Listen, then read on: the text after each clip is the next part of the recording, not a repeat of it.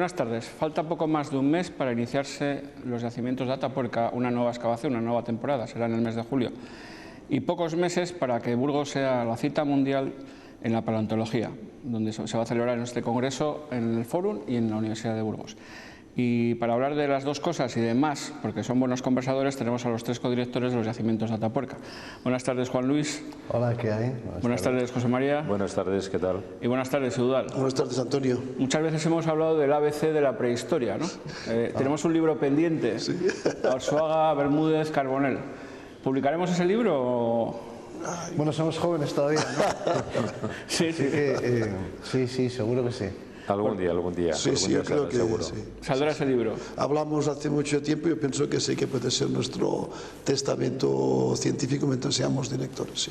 Testamento científico. Sí, mientras seamos directores, continuaremos trabajando y publicando, por supuesto, pero que nos quedan 10 años aún de trabajo fructífero de dirigir este O proyecto. sea, ya tenéis un proyecto, teníais como los políticos, ¿no? 10 años y os jubiláis. Juan Luis. Bueno, esperemos tener salud, ¿no? Que es lo importante. En fin, la vida nos enseña que hay que disfrutar de cada día. José Mari, 10 años y... 10 años y después a retirarse, a cuidar de los hijos, a hacer otras cosas y seguramente a seguir apoyando el proyecto, por ejemplo, desde la Fundación. Pero, mira, yo no estoy muy de acuerdo con Eudal en el sentido de seguir publicando, seguir trabajando. Yo creo que una lección que hemos aprendido en estos años es que cuando te llega la jubilación, lo que tienes que hacer es dejar paso a los jóvenes que tienen la cabeza mejor que una persona de 70 años, 75 años, y en ese momento hay que saber retirarse poquito a poco y dejar que ellos hagan ese trabajo que nosotros hemos hecho y hemos tenido la oportunidad de hacer durante tanto tiempo. Eudal, ¿tú sigues manteniendo que en tu jubilación te vas a África? Yo estoy trabajando en África ya, que es mi... No, pero digo, que te quedas allá a vivir. Y en mi jubilación, y eso lo he dicho muchas veces, me gustaría mucho vivir en África, sí, siempre lo he dicho. Lo que ocurre es que entre el dicho y el hecho hay un trecho, pero sí me gustaría a mí poder realizar mi sueño, que sería jubilarme en África, sí. ¿Y qué dice tu mujer sobre Que jubilarse? aquí está, que no estoy solo, y además mi hijo burgalés, bueno, a lo mejor es más africanista. Bueno, tu hijo yo creo que ya le estás educando para quedarse en África, ¿no? Pero yo creo que es una persona que estos niños se educarán en un mundo que es un mundo planetario, no les importaría vivir en cualquier rincón del mundo. Bueno, si queréis empezamos con un año que ha sido, yo creo, no sé, pero casi de los mejores en publicaciones científicas, en cuanto a los datos relevantes que han aportado esas publicaciones, ¿no? José María, hemos conocido la antigüedad del Homo antecesor y la hemos retrasado más en el tiempo. Sí, se va retrasando. Lo que pasa que, bueno, las cifras que se obtienen cuando se utilizan de distintos métodos científicos tienen su error arriba y abajo. Entonces, lo que nos están diciendo los nuevos datos es que no nos habíamos equivocado, que los fósiles de antecesor tienen más de 780.000 años y menos de 1 millón. Estamos en el rango, yo creo que ahora mismo entre 850 y 950.000, ese es el... Y además seguimos datando, o sea, vamos a seguir aplicando nuevos métodos para poder afinar cada vez más, a ver si podemos llegar ya a una cifra. Nunca va a ser la precisa, por supuesto, porque los métodos no lo permiten, pero sí aproximarnos cuanto más a la realidad de la antigüedad de Homo antecesor. En este tiempo, con las nuevas dataciones en Europa occidental, siguen sin haberse encontrado ningún resto de esa antigüedad, ¿no? Bueno, tenemos en la cuenca de Guadix-Baza tenemos un dientecito pequeñito, un diente de leche caído, que puede tener una antigüedad muy similar a la que tiene la mandíbula de la sima del elefante. Algunos expertos dicen que es un poco más antigua, pero los rangos de edad que dan los dos yacimientos se solapan, con lo cual no podemos decir cuál es más antiguo, ¿no? Lo único que sí es cierto es que la mandíbula tiene por lo menos un poquito más de entidad, y además hay una falange que también se va a publicar dentro de poco. Bueno, queríamos publicarla, darla a conocer al mundo científico, y se publicará dentro de quizá de 3 o 4 meses. ¿Una falange que pertenecería al mismo individuo que la mandíbula? ¿O ya no, eso es muy difícil. Apurar mucho. Eso es apurar muchísimo ya, sí. Pero está completa. Está completa, sí. Y además tiene un buen marco de comparación, porque en la cima de los huesos hay muchísimas falanges y también encima en TD6, en Grandolina, y por tanto tiene un marco de comparación fantástico para poder decir algo, saber algo de esta falange, ¿no? Juan Luis, cuando descubrimos el ADN del oso cavernario ya creíamos que estábamos en el tope en cuanto al ADN más antiguo de la historia. Luego llegó el fémur, X. Sí. Y... Bueno, 10 en realidad, más que X. Pero está bien, lo de X no lo había pensado. Y es, bueno, lo digo X porque en fin, todavía no le habéis puesto un nombre. Bueno, sí, sí. Pues sí, sí. Es fémur 13 en realidad. Pero teníais, cuando publicasteis lo del oso, ¿ya teníais los estudios del fémur? No teníamos resultados. O sea, desmiento que lo tenéis todo planificado desde el principio del curso hasta el final. No, es que parece ser que cuesta trabajo creer la verdad, ¿no? Así de simple. Y es que nosotros siempre decimos la verdad, en eso como en todo. Entonces, cuando decimos que no tenemos resultados todavía, pues es porque no los tenemos. Es muy difícil, de todas formas, no decir la verdad dentro de lo que es la comunidad científica, porque como todo... Se cuestiona. No, porque siempre hay que presentar datos y pruebas y muy difícil, hay poco espacio para la especulación. Entonces las cosas van saliendo porque estos yacimientos son muy productivos y son muy ricos y porque hay uno y en realidad muchos equipos científicos que están trabajando constantemente y entonces se suceden las investigaciones y los resultados de las publicaciones. Pero vamos, lo que aparece en los medios de comunicación es la verdad, siempre. Lo que decimos siempre es la verdad. Si no hubiera existido el Max Planck, ¿hubiéramos podido encontrar el ADN? Sí, sí, lo que pasa es que no en esa entidad. De hecho, nosotros fuimos pioneros. Fuimos los primeros que dijimos, que demostramos que se conservaba ADN en esa cronología. Por lo menos en este yacimiento tan especial, en el que las condiciones de conservación son tan buenas, pero ya habíamos publicado eso en el año 2006, no con restos humanos, sino con restos de oso, y habíamos identificado ADN. Pasa que los segmentos que habíamos podido recuperar eran de una longitud modesta, vamos a decirlo así, y lo que aporta el Max Planck no es la novedad de ese descubrimiento. En el propio artículo de Nature se dice que la primera publicación donde se demostró la existencia de ADN en esas cronologías fue la nuestra. Y lo que hemos hecho, y luego trabajar con el equipo del Max Planck, ellos tienen una dimensión mayor. Así que hemos podido secuenciar una mitocondria, el ADN mitocondrial completo, que son 16.000 pares de bases, es una longitud enorme, a partir de fragmentos de 30 pares. O sea, a partir de segmentos que tienen una longitud de 30, medida en unidades de longitud, recomponer una cadena de 15.000 es una proeza para la cual hace falta unas ¿Qué información nos da del Homo heidelbergensis, del Bernardenthal? El ADN mitocondrial se utiliza para establecer relaciones de parentesco. De parentesco y en las pruebas de paternidad que se hacen las personas y de parentesco evolutivo. Entonces lo que nos da son relaciones evolutivas entre especies, ¿no? Aquí la sorpresa ha sido que este ADN mitocondrial, que viene a ser como un apellido, para entendernos, no es un apellido neandertal, ni siquiera proto-neandertal como se esperaba. Entonces, puede ser que este individuo en particular, los apellidos, el ADN mitocondrial, a diferencia de los apellidos, se transmite por línea materna. Es un apellido que se hereda de la madre.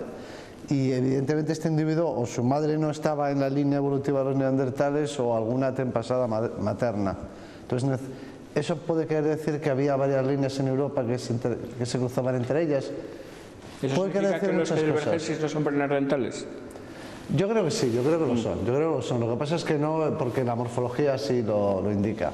Lo que pasa es que es posible que haya varios linajes conviviendo, intercambiando genes. Este individuo en particular, el 13, o su madre no era del linaje neandertal, o su abuela materna, o algún antepasado no muy lejano, pero línea materna no lo era. Habría que ver cómo eran sus hermanos o sus parientes, ¿no? ¿Pero con qué especie se podía mezclar el heidelbergensis, el bernardenthal?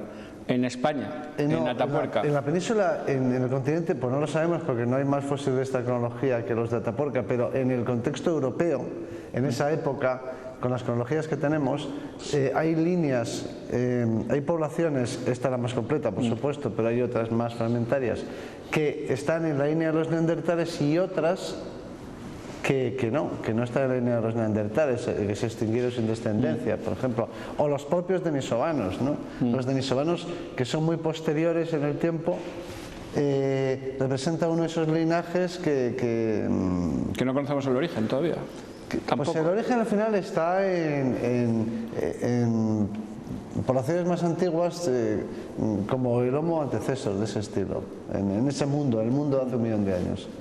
Eudald, mucho se ha avanzado en Atapuerca gracias a las dataciones, y tú te has manifestado muchas veces que hay, salvo algún salto, que no hay nada encontrado en esos años. Podemos decir que de 1.200.000 años hasta nuestro tiempo ha vivido siempre, iba a decir, homínidos, sí, humanos en Atapuerca. ¿Eso lo sigues manteniendo? Sí, sí. ¿Está más datado todavía? Bueno, primera cuestión es que efectivamente hemos datado mucho, y hemos datado mucho los yacimientos que estamos excavando, que tenemos secuencias.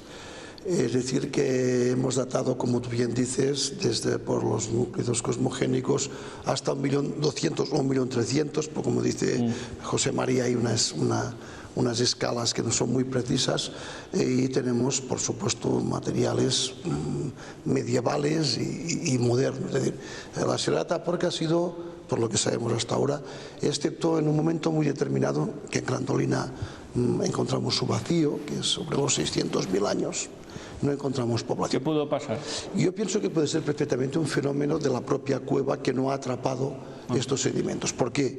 Porque en los 600.000 años tenemos yacimientos en Europa, como el de Tautabel, que en esta cronología tiene magníficas ocupaciones ya de tipo acherense. Pero, como tú muy bien decías, la bioestratigrafía, es decir, el estudio estratigráfico de los mamíferos y micromamíferos, es un elemento muy potente cuando aparecen y cuando se extinguen, pero el esfuerzo que se ha hecho en Atapuerca para datar desde esta técnica que ya he nombrado, el uranio torio, paleomagnetismo, la BSL, el blanqueo de los cuarzos, etcétera, nos ha permitido saber que hay sedimentos en la zona que tienen hasta 1,8 millones de años.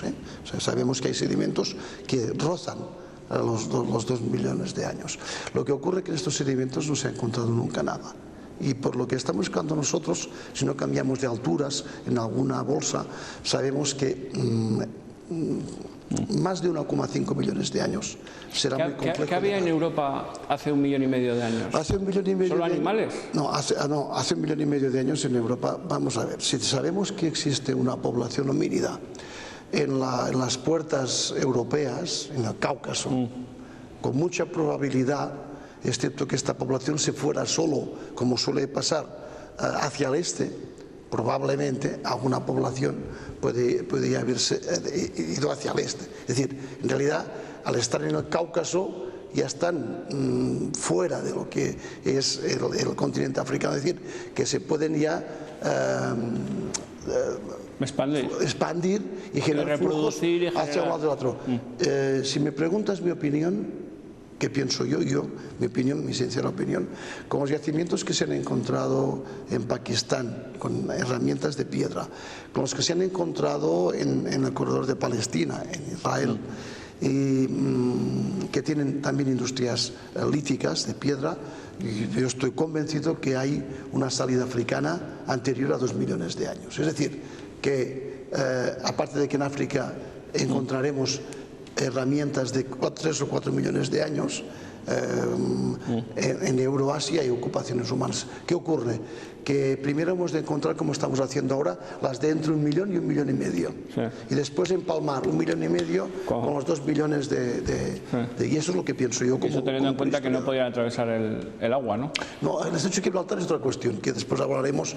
El estrecho de Gibraltar probablemente ha funcionado como un gran interruptor. Es un circuito donde cuando hay las bajadas de los niveles marinos, pues hay una serie de islas que conectan prácticamente el continente africano, la placa africana, con todo ese continente europeo. Y en estos momentos hay cierta probabilidad. También lo hay cuando el acherense de 600 o 800.000 es posible también que pueda haber un paso. Pero está claro que si tienes una autopista como es el corredor de Palestina, Es más lógico que los flujos de intercambio sur-norte y norte-sur funcionen. José María, la última globalización, ¿hasta dónde llegó en Europa?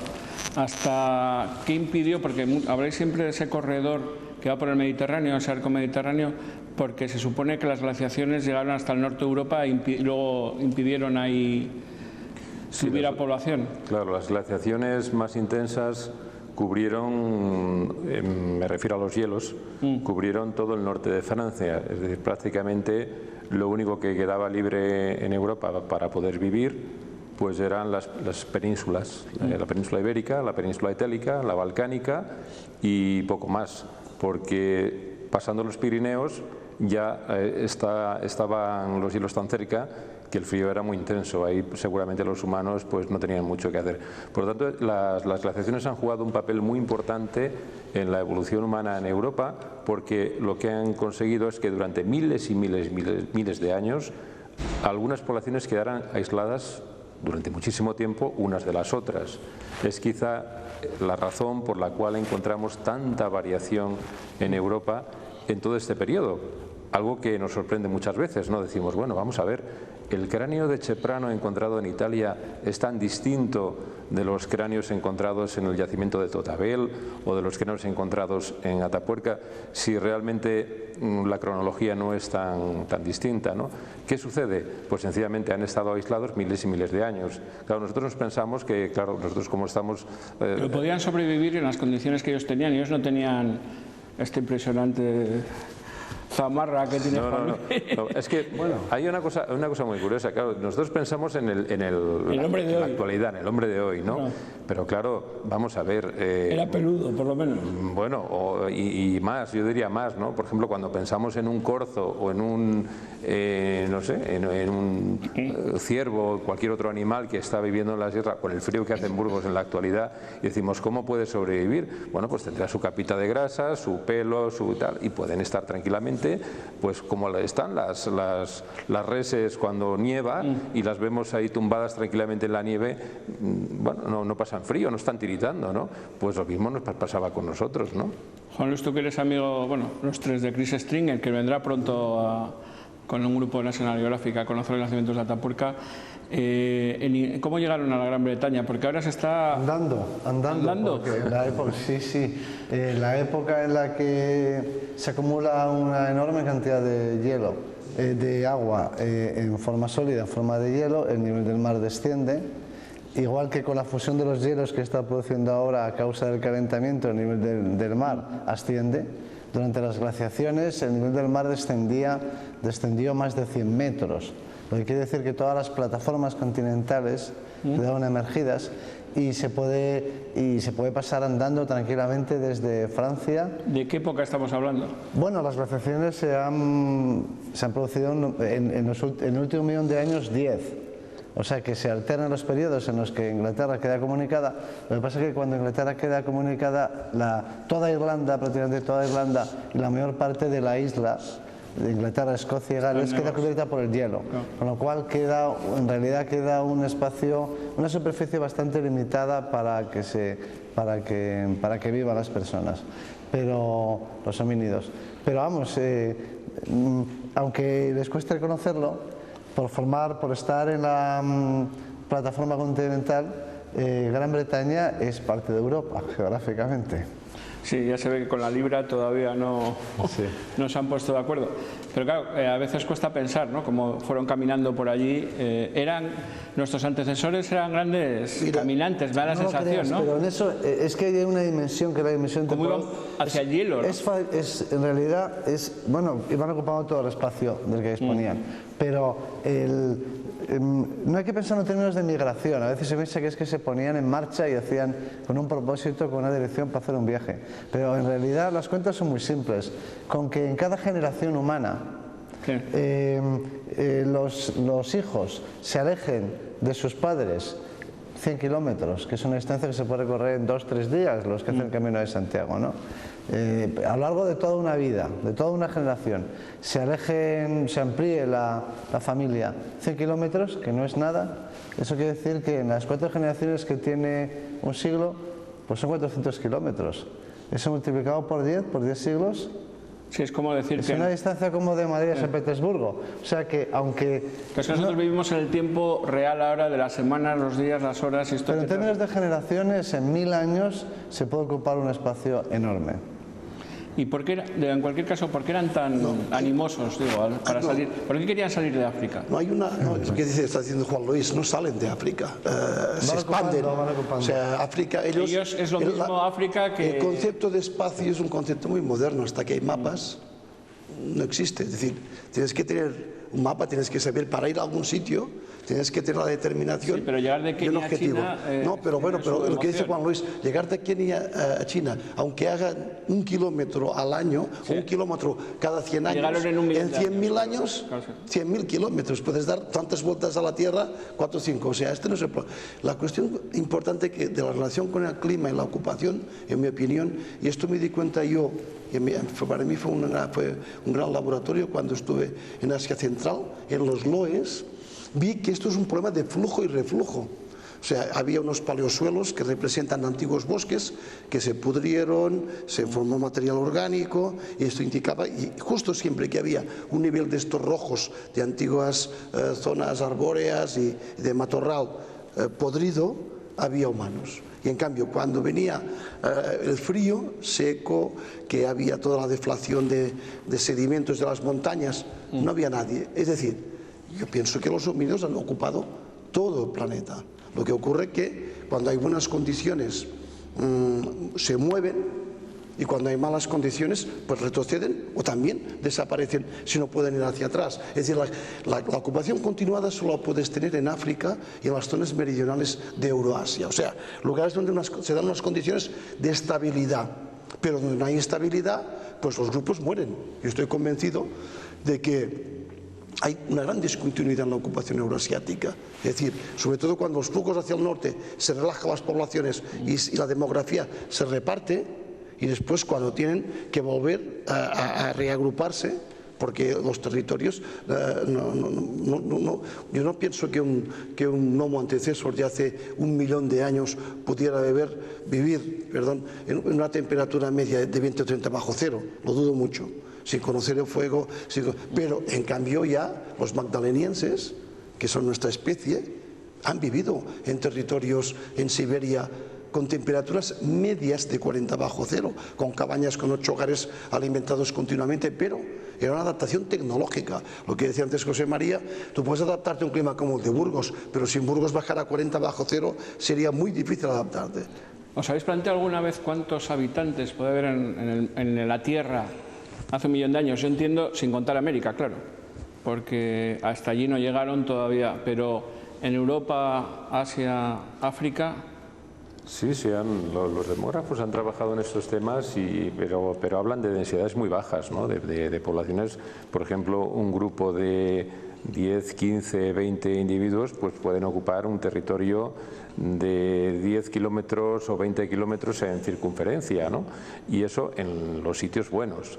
Por ejemplo, estamos hablando de la sierra. Buen tiempo. Claro, en la Sierra de Atapuerca es un lugar bueno, ¿no? Sí. Pero no todos los sitios son como la Sierra de Atapuerca. Si nos vamos a un sitio donde no hay vegetación, pues obviamente allí no había humanos. Entonces la demografía en Europa pues era muy baja. Eso no quiere decir que no te encontrarás a nadie si recorres 100 kilómetros, pues seguro que te ibas a encontrar con alguna tribu. Luego retomaremos este tema, pero si os parece podemos hablar del congreso que viene después del verano, sobre todo por todas estas informaciones. Hay 900 escritos, para decirlo. No, en este momento hay 900 comunicaciones presentadas. 900 comunicaciones se puede hablar de todo. Sí, que se habla de todo lo que ocurre en el planeta a nivel de la paleontología, de la prehistoria y de todo. ¿Y eso cómo se difunde? Porque 900 publicaciones, que además yo entiendo que al ser un congreso son novedosas todo lo que hay esa No, sí, habrá mucha información y habrá mucha información de espacio. No, yo quiero antes decir una cosa. Este fue un proyecto que con Juan Luis y José María dijimos que cumplía un poco la labor que vamos diciendo siempre de ciclos. Bueno, pero quedan 10 años. Que acabaríamos todo este gran proyecto con un gran congreso, que en principio pensábamos que sería un congreso de grandes descubrimientos en el sentido del trabajo de campo, pero al final nos hemos ocupado del congreso de la UISPP. Y efectivamente será un gran congreso porque, como decías tú, abarca todo el conocimiento de la paleontología, la prehistoria y arqueología del mundo.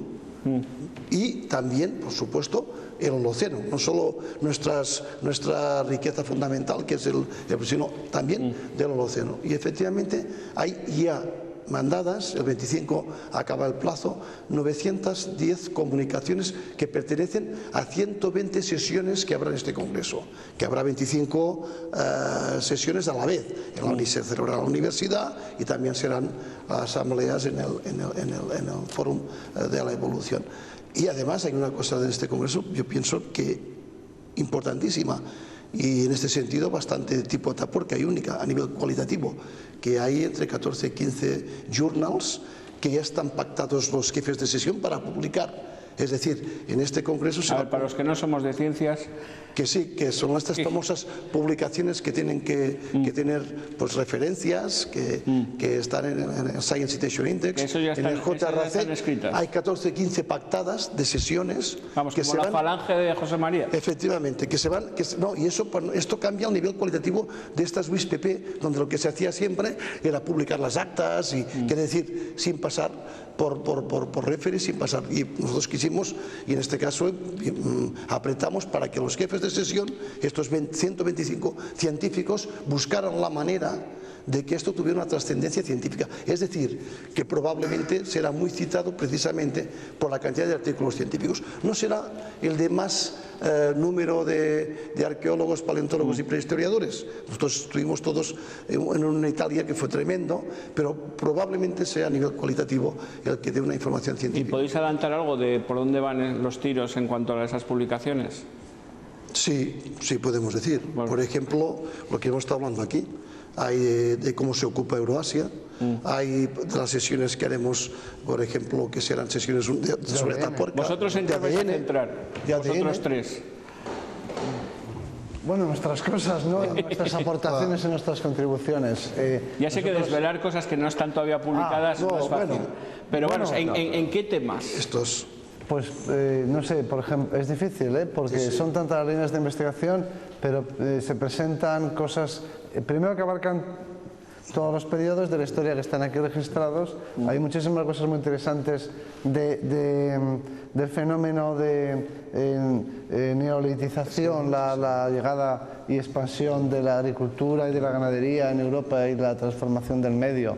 Ese es un tema interesantísimo, la prehistoria más reciente, por ejemplo, que tenemos espléndidos yacimientos. Y como se hacen, ahí también se hacen estudios de ADN, hay yacimientos de época de los neandertales, de Pleistoceno medio. No, me cuesta trabajo, presentaremos cosas de ADN también, no grandes descubrimientos. No, todavía no tenemos el ADN de antecesor, ¿no? El ADN de antecesor no, y tampoco tenemos más. Mira, José María, con una duda. Sí, no. Según avance la ciencia... Mi duda es, bueno, encontraremos en un fósil de antecesor que tiene, bueno, pesan, si los coges en la mano pesan. ¿Por qué? Porque están ya totalmente fosilizados, tienen casi 1 millón de años, y dudo mucho que en una piedra con forma de fósil humano, con forma de hueso, se pueda encontrar ADN. Ahora, cosas más raras se han visto. No, en Atapuerca, claro, luce mucho y se publica mucho y tal, todo lo que es antiguo o lo que es completo, ¿no? Sí. No, lo que es moderno, pero, claro, o lo que es moderno. No, pero por ejemplo, esto que hablas de agricultura y ganadería. En los medios de comunicación, mira, nosotros por ejemplo hemos publicado este año un artículo en una revista muy importante y que tiene mucha trascendencia, a lo mejor fuera de España, y por lo que sea aquí no lo hemos dado a conocer lo suficiente, que es acerca de la extensión de la aparición de un gen que es el que permite asimilar la leche de adultos. Fíjate, sí, es un tema precioso, ¿no? Sí. Y además, en esa época estuvimos pensando, porque tú estabas en el museo, en comunicación del museo, en darle, y quizás no se le dio la difusión que se merece, porque fuiste, claro. Pero eso es un descubrimiento fundamental, porque nosotros, los europeos, y algunos pueblos africanos somos los únicos que somos capaces de asimilar la leche, la lactosa de adultos, no solamente cuando somos lactantes, porque tenemos una mutación, ¿no?, que nos lo permite. Entonces, esa mutación la hemos estudiado, hemos hecho el ADN, no solo de los muy antiguos, sino el ADN de la gente de la edad del bronce, del Portalón de hace 4.000 años. Y de los que sabemos que tenían ovejas, vacas, cabras, y sabemos que hacían queso. Claro. pero no sabíamos si eran capaces de asimilar o no la leche, como la población burgalesa actual. La mayor parte de los burgaleses, de los habitantes de la ciudad de Burgos, pueden digerir ese azúcar de adultos. Bueno, pues se hizo el estudio de la genética hace 4.000 años aquí en Burgos y resultó que todavía no. No podían beber, tomar no queso. lo asimilaban. Como la gente que tiene intolerancia, a la leche, en realidad sería mejor decir que son normales como el resto de la humanidad y que hay algunos, pero que son mayoritarios en Europa, algunos individuos que tienen persistencia, ¿no?, a la tolerancia. Entonces, ese gen todavía no estaba extendido en la población europea a la época. Eso tiene su importancia para conocer, porque está muy ligado a esta economía y para conocer las migraciones de pueblos en Europa. Quiero decir, lo pongo como ejemplo, lo destaco, porque es un descubrimiento muy relevante, fácil de entender, ¿no?, que hay personas que pueden digerir la leche y gente que no. Y sobre el que hemos seguido trabajando y que tiene su importancia. Hablando del ADN de los ciudadanos... Y canibalismo, tema canibalismo se ha ido publicando, sí, se han ido publicando el equipo y además, y continúan publicándose. Es una línea de investigación muy interesante en la que se está dando ya como elemento clave un canibalismo de origen cultural, es decir, que es una tradición que el Homo antecesor en la sierra... Eso pues significaba que se comían a gente de homínidos como ellos, además de otros animales. Sí, seguramente no de sus grupos, porque si no endocanibalismo los hubiera eliminado, pero sí de grupos parecidos que estaban, y lo que parecía claro, que eran los que estaban en la sierra, que se comían a los otros. Aquí había una discusión... ¿A los que estaban fuera de la sierra? Sí, a los que estaban fuera, a los que llegaban a la sierra. A los de Burgos. Y además era acceso primario, quiere decir que eran cazados y muertos, es decir, no eran cadáveres, que esto podía ser pues, que carroñearan, no carroñeaban, eran sobre todo las presas que son jóvenes, prácticamente infantiles, se está viendo como comportamientos que tienen de tipo territorial, chimpancés, etcétera, pero aquí de forma recurrente. Yo pienso que esto es un tema que en el Congreso ¿Vais a poner una lista de los 10 puntos claves del Congreso para no perdértelos? Porque claro, ¿cómo aciertas a qué sesión vas? Sí, aquí estará. Yo lo que decía Juan Luis antes, por ejemplo, habrá una sesión muy interesante también sobre Orce, es decir, habrá una panorámica para que se vea que Atapuerca y Orce no son enemigos, sino... Y al revés, si Atapuerca y Orce está trabajando por los mismos equipos ahora. Sí, pero parece que da la sensación a veces de que como si hubiera una lucha... Mira, los fósiles humanos más antiguos de Eurasia los hemos estudiado nosotros, tanto el diente como la mandíbula. Pues los hemos estudiado nosotros. Los directores actuales de Orce son del IPES. Del IPES, de Tarragona, efectivamente. Con lo cual, quiere decir lo que decía antes Juan Luis, este equipo multifactorial y polimorfo que hemos hecho nos permite que se hable de lo que se hable y alguien de la estructura que está trabajando. Ahora mismo es difícil y esto para mí es muy importante y en el Congreso lo veremos. Yo no sé cuántas comunicaciones se presentan, pero yo estoy convencido que entre todos los miembros del equipo habrá a lo mejor entre 100 o 150 comunicaciones. Vamos, que lo estaréis trabajando a todos ahora mismo. Por supuesto, que un 8 o un 10% de comunicaciones del Congreso están relacionadas con el... Antes habéis hablado del ADN de Portalón y este verano anunciasteis que ibais a extraer el ADN de los ciudadanos de los pueblos del entorno de Atapuerca para, yo creo, compararlo con ese ADN, ¿no? ¿Habéis empezado ya? ¿O? Esto no se puede hablar porque ya hay datos, habrá una publicación. O sea, ya habéis empezado muy interesante que ha hecho nuestros colegas, colaboradores y amigos de Barcelona, el mismo que ha hecho la secuenciación del sidrón, un colega y amigo nuestro, y hay datos interesantísimos y que ahora los quieren correlacionar efectivamente para saber si quedan restos de estas poblaciones en las poblaciones de nuestros amigos, incluso de colaboradores actuales en la sierra. ¿Eso lo conoceremos en el Luis Pepe? Yo no sé si en el Luis Pepe esto estaría publicado, pero lo que te digo es que sí que está estudiado y que hay unos resultados realmente sorprendentes de dónde venían esta gente.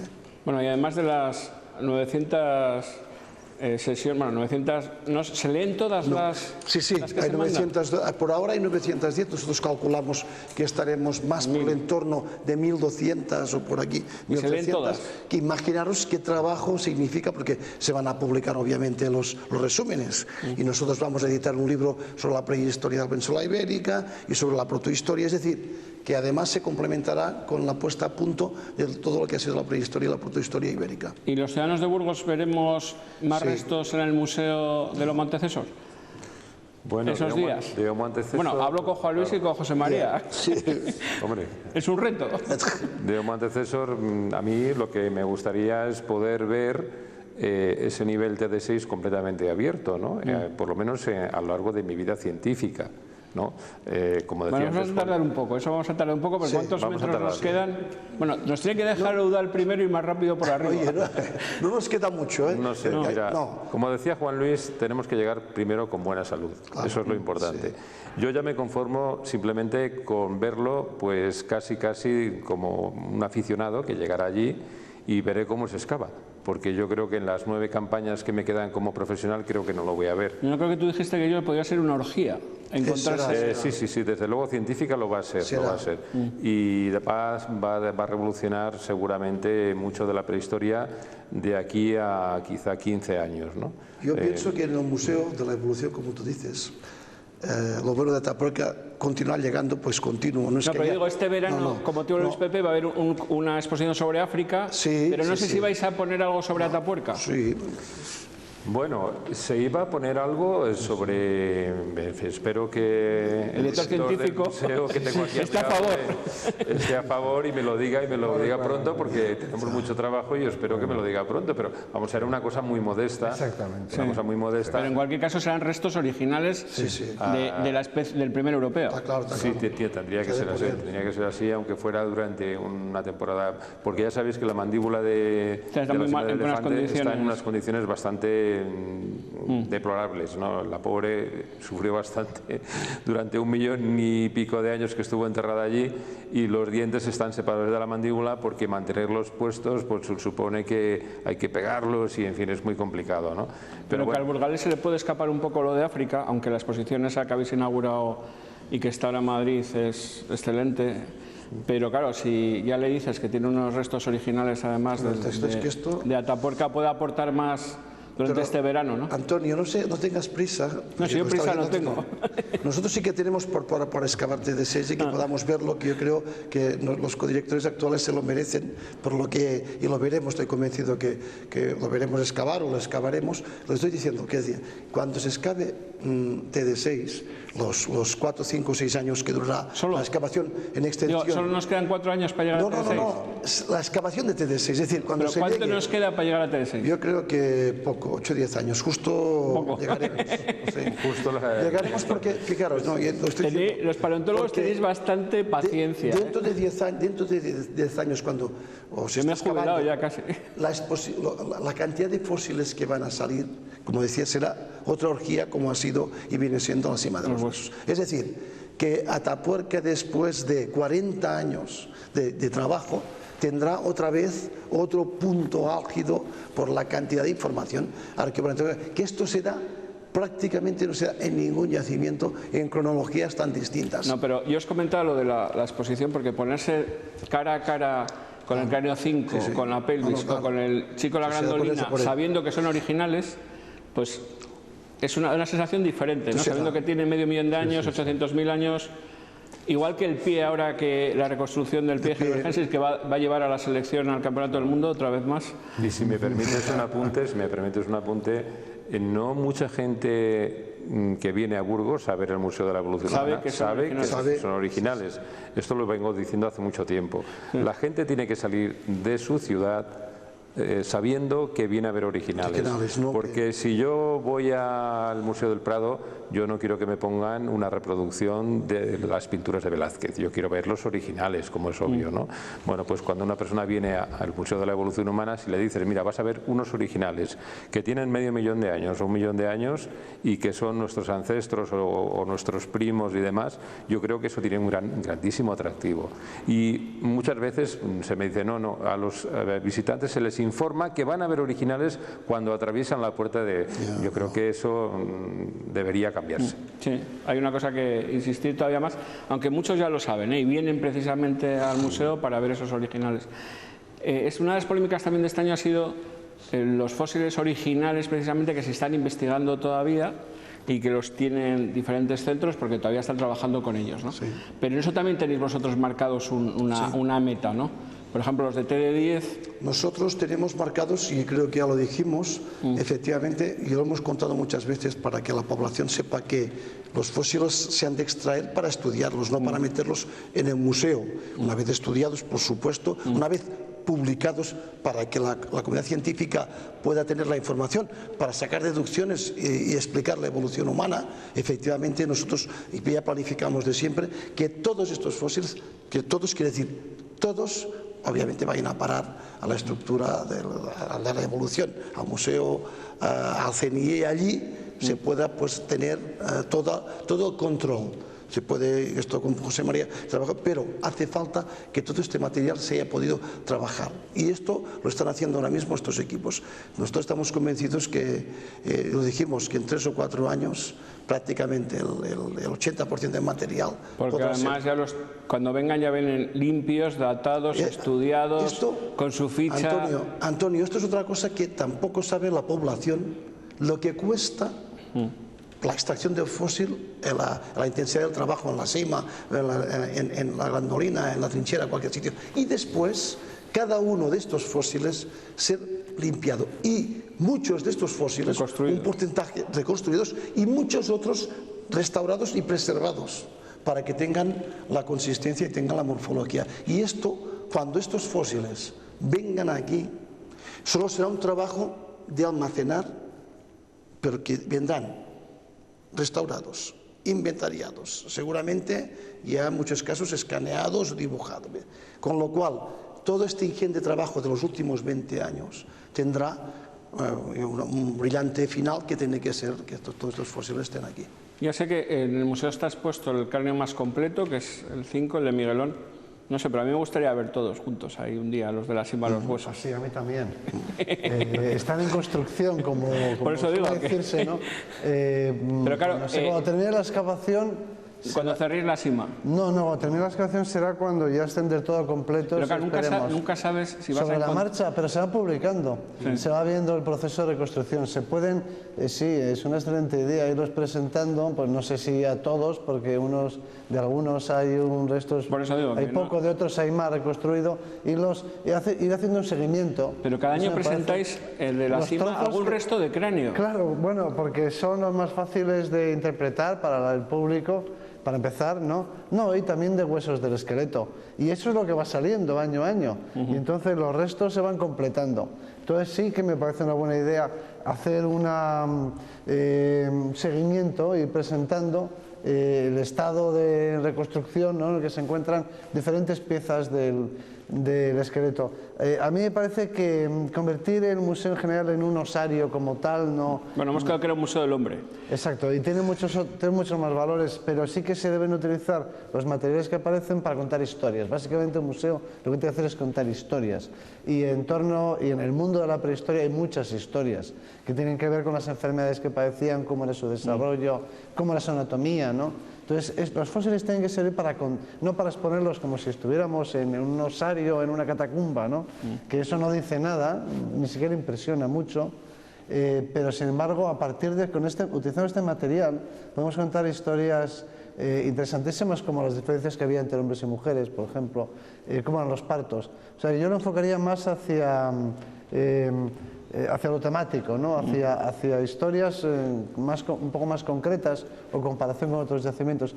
Todo ese fondo maravilloso, desde el punto de vista expositivo, quiero decir, desde el punto de vista científico, eso es una colección única, irrepetible en la historia, yo creo, de la ciencia, que servirá para que los investigadores extraigan los datos que necesiten, cada uno en su especialidad. Pero desde el punto de vista de su exhibición, serán útiles para abordar, como has dicho, que y es verdad que es un museo del ser humano en todos sus aspectos, ¿no? Entonces, ir tratando, esos materiales servirán para ir abordando esos diferentes aspectos de la singularidad humana. O sea, son los fondos del museo, los fósiles son los auténticos, la colección permanente. Ahora vais a abrir un nuevo espacio con una exposición más o menos de pieza única, ¿no? Y va a ir sobre una reconstrucción de un ardental, ¿no? Sí. Nos hacía falta un espacio cerrado para que se pudiese controlar la luz, en el que se exhibiera algún objeto de una gran relevancia. Porque muchas veces la acumulación de objetos hace que el público, que cualquiera, se pierda la perspectiva y le cueste trabajo valorar un objeto. Sí, como el Guernica, que ahí está solo. Eso mismo, hay que destacarlo, hay que realzarlo. Entonces, para eso se ha creado este espacio por el que van a ir pasando cosas interesantes de diferentes lugares del mundo, ¿no? Entonces, como coincide con la USPP en la inauguración, nos ha parecido que era, en este caso, lo preferible a tratar una cuestión que fuera de evolución humana, en concreto, o sea que vamos a tener para la USPP, aparte de la exposición permanente, por supuesto, la exposición de la Laguna de la Humanidad en África, esperemos que algún fósil de... No, José María ha dicho que espera que le digas cuál es. Bien, entonces tenemos algún fósil nuevo que presentar, que esté en las cronologías de los fósiles africanos, ahí será donde se vea que los fósiles de Atapuerca están en ese horizonte cronológico, y luego una reflexión sobre los neandertales. Son las dos, el cambio de imagen se llama, o sea, cómo se han visto los neandertales tradicionalmente, muy simiescos, brutales, inferiores en todo, y la visión moderna. Entonces, la visión moderna se va a representar en forma de un neandertal, pues eso, mucho más humano, más cercano. José María, ¿un neandertal en este siglo nuestro, en este tiempo, hubiera podido hacer una carrera universitaria? Bueno, a ver, ¿por qué no? Es una crítica. No pregunto. ¿Por qué no? No, yo los neandertales los veo desde el punto de vista positivo, ¿no? Sí, bueno, mira, hay mucha discusión al respecto, ¿no? ¿Qué podían hacer los neandertales? ¿Qué podíamos hacer nosotros? Algunos investigadores, pues, piensan que, bueno, la arqueología de los neandertales no difiere de la arqueología de los humanos modernos que llegaron a Europa hace 40.000 años, y tienen razón, ¿no? Pero hay algunas cosas en las que nosotros teníamos cierta ventaja, ¿no?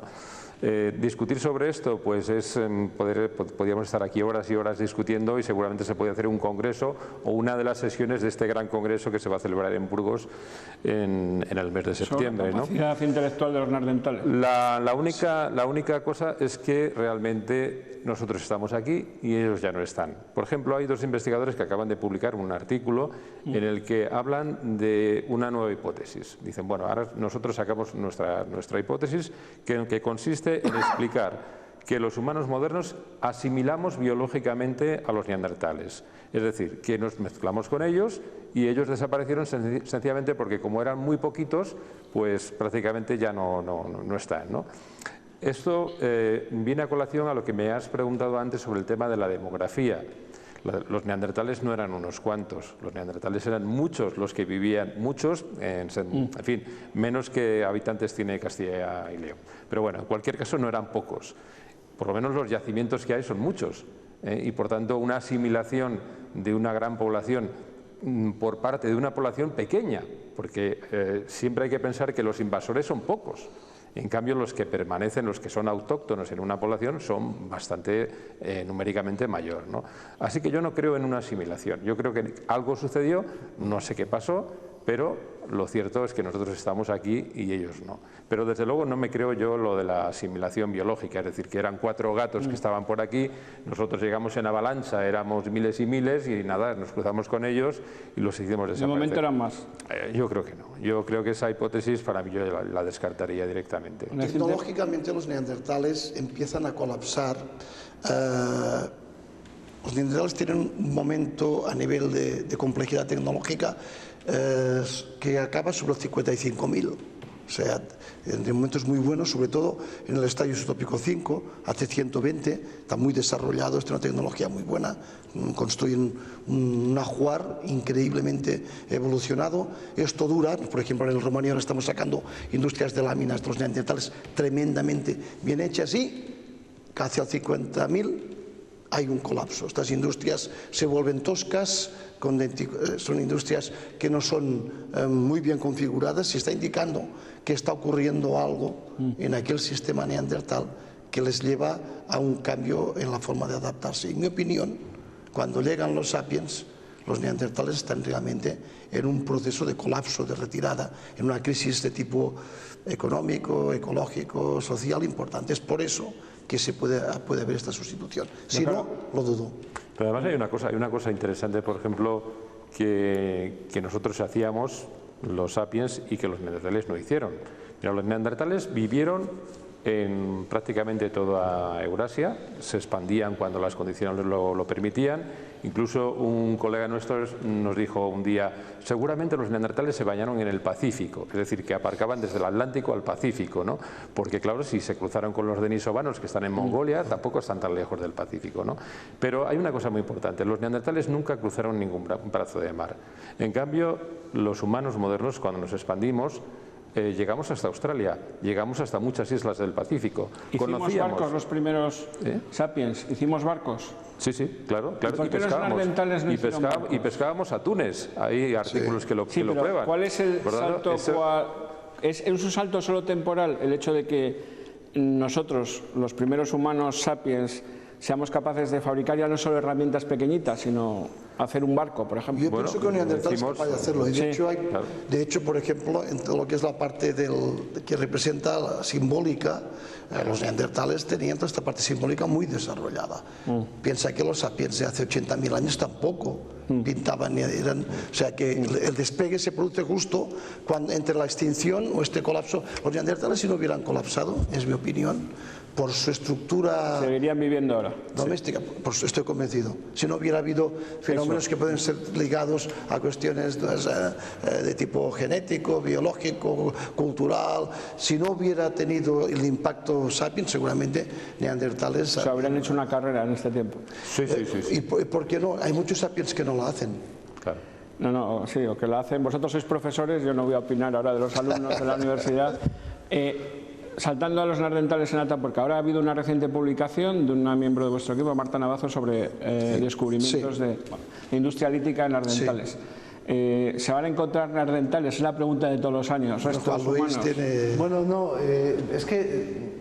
¿O ya son neandertales los que se encuentran? No lo son, no son lo que se entiende, son antepasados de neandertales como pueden ser otros antepasados del sapiens, no por eso son sapiens, ¿no? Porque los neandertales y nosotros, el Homo sapiens, somos el final de la historia evolutiva.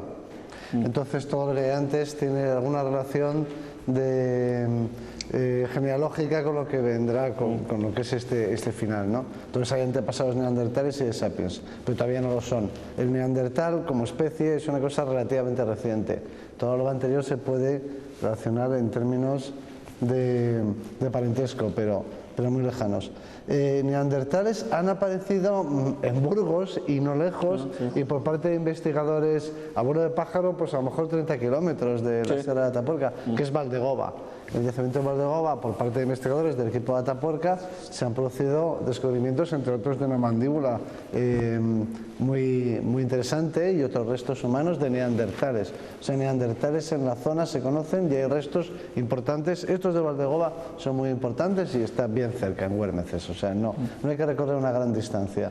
Y en Atapuerca hay al aire libre, y en el interior de la cueva hay yacimientos, hay ocupaciones de neandertales. El que aparezcan sus restos no depende de nosotros, el que aparezcan restos humanos no depende de nosotros, porque depende de que hayan enterrado o no. A veces ocurre en ocasiones que precisamente la presencia de restos neandertales lo que indica es un abandono de la cueva por los neandertales, precisamente. Y dejan un cadáver detrás, o un carnívoro introduce un resto humano. O sea que a veces, normalmente donde hay ocupaciones de neandertales, en donde están los neandertales viviendo, no se suelen encontrar restos humanos. Es un poco contradictorio. En todo caso no depende de nosotros. José Mario lo conoce, en Abric Romaní. Yo llevo trabajando la excavación en Abrigo más importante de la historia, porque excavamos 300 metros cuadrados y nunca hemos encontrado un resto neandertal, yacimiento. Y dices, ¿cómo puede ser que excavas como un tamaño de medio campo de fútbol Y no, lo que dice Juan Luis, que seguramente donde viven, si no es un accidente, si no es un abandono, si no es un enterramiento, si no es un animal que lo ha traído, pues allí no los encuentras, porque esta gente a sus muertos los acumulaban fuera. Sí, tenían cementerios. Pero bueno, puede ser y sería bonito. De momento, conformémonos con Valdegoba, que no es la propia Sierra de Atapuerca, es Burgos y muy cercano, como representante de esta especie de los neandertales en nuestro territorio. Vamos a ir terminando en Burgos, gracias a las excavaciones de Atapuerca. Pues muchas de las conferencias que hay sobre Atapuerca se llenan, cosa que si fuéramos a Teruel o a Huesca, pues, o a Murcia, pues igual no se llenaban, ¿no? Durante el Congreso del OISPP, ¿tenéis alguna sesión abierta al público o habéis pensado, vais a desarrollar?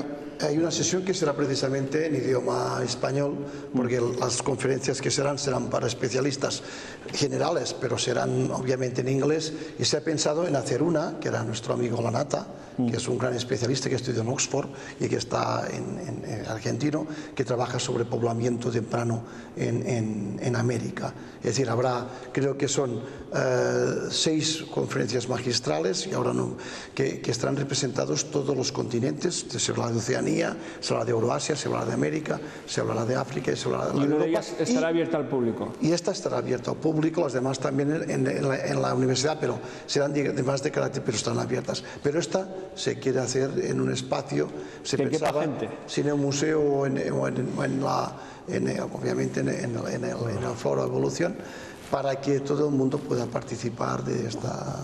Pero bueno, yo pienso que lo más importante va a ser para los ciudadanos de Burgos y para los ciudadanos en España, que los periódicos, la prensa, pues se dedicará obviamente, estoy convencido, a pasar por las sesiones e ir explicando que se está presentando. Sí, pero luego el ciudadano quiere escuchar de cerca pues algunos de los descubrimientos, investigaciones. Sí, yo creo que la gente lo que quiere, los seres humanos, nosotros también somos gente, ¿no? Lo que quiere es que le cuenten buenas historias. Y que se la cuenten los protagonistas. Eso, Indiana Jones. Bueno, sí, los descubridores o los investigadores o lo que sea, los que... original. O sea, que entre el museo y el foro habrá unas sesiones ahí para el público en general. Sí, no habrá, yo pienso que la propia relevancia de los actos serán. Todavía no está cerrado en todos. Es una propuesta que os hago. Pero es una propuesta interesante que haya encuentros. Claro, encuentros. Eso no necesariamente conferencias, pero puede haber encuentros, oportunidades, acercamientos entre el público y los investigadores. Sí, para tocar a los... Sí, me parece una buena idea. Bueno, ya para terminar... ya sé que hay cosas que el TD6 vamos a tardar 8 años en llegar, salvo que nos llegue una ayuda europea muy potente que nos acelere ¿no? Igual puede llegar el próximo año, que acelere todo el trabajo, en vez de estar un mes estéis 6 meses y en 3 años hayamos llegado al TD6.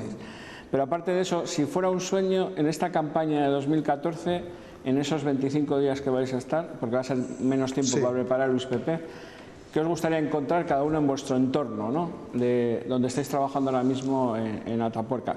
Igual no puede ser hasta dentro de 2 años o 3 o nunca, pero ¿qué os gustaría encontrar este verano si pudierais, en fin, soñarlo?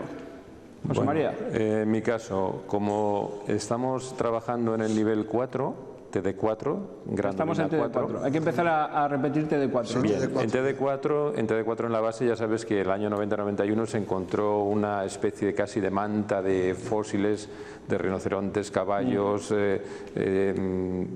ciervos gigantes, etcétera, y además se encontraron varias piezas de industria lítica de cuarcita que fueron muy discutidas y demás, pero finalmente pues se demostró que eran de origen antrópico, es decir, se habían hecho los humanos, ¿no? A mí lo que me gustaría es que en ese nivel o un poco más arriba se encontrara un buen resto, un buen cráneo, una mandíbula, algo que nos hablara de ese Homo antecesor, pero un poco más antiguo, ¿no? Y que estuviera también ligado a esa mandíbula encontrada en la cima del elefante, esa forma intermedia, ¿no? Me gustaría saber cómo es ese cráneo. Es una posibilidad y es un sueño y es algo que se puede cumplir, porque además el espacio que se está excavando en TD4 cada vez se va ampliando más. Se va ampliando más. Mira, estamos en la trinchera, en la cima del elefante. Ya sabéis, el año pasado salió un cuchillo casi 1,5 metros el por debajo. más antiguo de... Y esto sí que es más antiguo, no sabemos cuánto, pero más antiguo es obvio. Todo, sí. Me gustaría que antes de que llegara el muro de la cueva, continuáramos encontrando la presencia humana, porque probablemente estaríamos muy cerca de esta tecnología que yo siempre he dicho, que en la trinchera será el tope de 1,5 millones de años. Juan Luis, Bueno, en pues, el entorno de la cima o no sé sí, dónde, como o- hemos sido muy afortunados, desgraciados últimamente con descubrimientos ahí en el Portalón, en la Cueva Mayor en general, y se encuentran muchas cosas. Bueno, pues por esta vez mi sueño va a ser que se cumplan los sueños de mis amigos. ¡Hala! Muchas gracias. ¡Qué bonito! Lo que les deseo. ¡Qué bonito! ¿Cuándo vamos a acabar con los dientes de Miguelón para completarlos? Sí, efectivamente. Sí, El sí, cráneo habría, 5. sí, habría que sacar el cráneo de la urna y probar con los que creemos que son los suyos. Sí, sí, efectivamente. Algo hay que hacer, ¿eh? Eso estaría. Sí, habría que de alguna forma celebrar, ¿no? Ya voy a aprovechar para decir que los tres tenéis cuenta en Twitter. Sí. Juan Luis Arzuaga, José María Bermúdez y Eudal Carbonell, que os busquen para que os sigan. Y nada, nos vamos hasta otra mesa de redacción después de haber estado... Bueno, ellos están dispuestos a hablar un día de política. Sí. Pero yo me temo mucho. Voy a planteármelo antes de qué política vamos a hablar, porque aunque sé decir bona tarda, todavía el catalá no lo hablo tan bien. Pero bueno, igual algún día hablamos... No sé si José María se apunta también. Yo sé que Juan Luis sí, porque Juan Luis quiere- también es catalán. O sea, Juan yo Luis soy quiere catalán. listas abiertas, Oye, elección directa y todo Cuidado, eso. cuidado, pero aquí hay mucho catalán. En la intimidad. Por supuesto, en la actividad, porque el apellido, este hombre, su mujer, o sea, y hay mucho burgalés. Y hay mucho burgalés. Mucha habilidad. Que conste que vosotros sois burgaleses de honor, de honoris pro, causa, de pro, Los pro, o sea, sí, sí. todo. No, y Y tenemos- cónsules. Y tenemos, Y cónsules también. ambos los dos tenemos hijos burgaleses. No, no, o sea, efectivamente, tenéis hijos Pero burgaleses. Juan Luis no tiene hijo burgalés. Casi. Él es burgalés, Pero casi. nosotros tenemos hijos burgaleses. Vale, con nombres extraños, pero bueno. no, oye, mi hijo se llama Alejandro. No, lo digo por aquel. Entonces, José María, tú apuntas también a la tertulia política, ¿no? Bueno, yo de política sé muy poco, ¿eh? Bueno, pero da lo mismo, o sea, De política en el sentido de pensamiento. en general, sí. Pensamiento. De sí, sí, pensamiento sí. No de partidos políticos. No, solo abogaremos por las listas abiertas y la elección Estas directa, cosas, ¿no? muy bien. Más democracia. Más democracia. Cuanta más democracia, mejor, ¿no? Para todos. Sí. Pues eso, buenas noches y hasta la próxima semana.